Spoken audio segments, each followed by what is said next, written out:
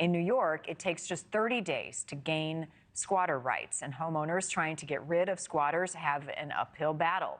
Well, now there is a new push in New York to stop squatters from taking over homes that do not belong to them. We're hearing more and more about this. Squatters living in vacant properties, confronting homeowners and refusing to leave. Some of these cases have turned violent.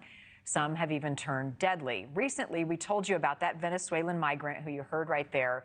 He went viral coaching his 500,000+ followers on TikTok how to squat in homes that don't belong to them. A growing problem in the city and a nightmare for landlords, squatters, who take advantage of laws that allow them to live rent-free as the lengthy court process plays out. LA, Atlanta, Philadelphia, and New York City are just a few of the cities right now facing a major increase in squatting. And the issue is far more complicated than it may seem. Squatting is not the same as trespassing under the law. New York State Assemblyman Jake Blumenkrantz joins us now. He introduced a bill to crack down on squatting and protect homeowners.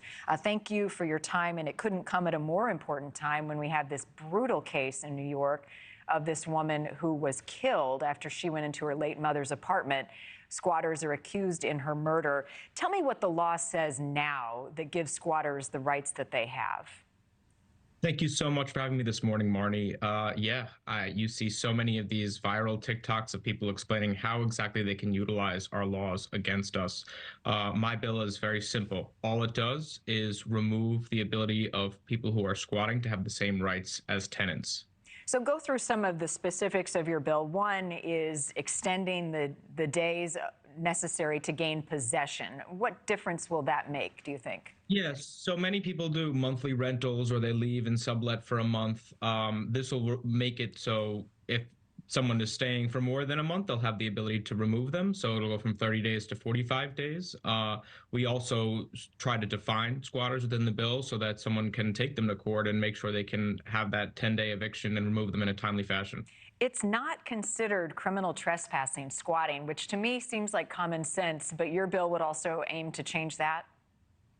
Yeah, unfortunately, many of these people who maybe they go on vacation and someone shows up with false documents, or we see so many different scenarios. I've had scores of calls of people with unique stories as to how this crisis is affecting them. I mean, in New York, housing is expensive and people will find any way to game the system to hurt people who own property. And this is just meant to empower property owners. What are you hearing? Some of the personal stories about how they're getting into these properties, how they know about them in the first place? Well, in many cases, they came under certain circumstances, like they were going to stay for a month, or they're staying with a friend, and then they declare they have rights under being a squatter. In other cases, someone has broken into their home while they were on vacation, and now they are claiming that they have squatters' rights because they were there for a certain number of days. Again, each and every one of these cases is unique, and unfortunately, we need to do something to fix this. People who own property, they feel helpless, and this empowers them. Right, and they have really no recourse when you look at some of the damage that was caused. In order to put this bill together, did you lean on other states or cities that have seen success in trying to combat this? Yeah, of course. States like Florida has passed in both houses a similar version of this legislation, and we're just looking to do what's right for homeowners here in New York. And what has been the response so far from your colleagues in trying to get this through?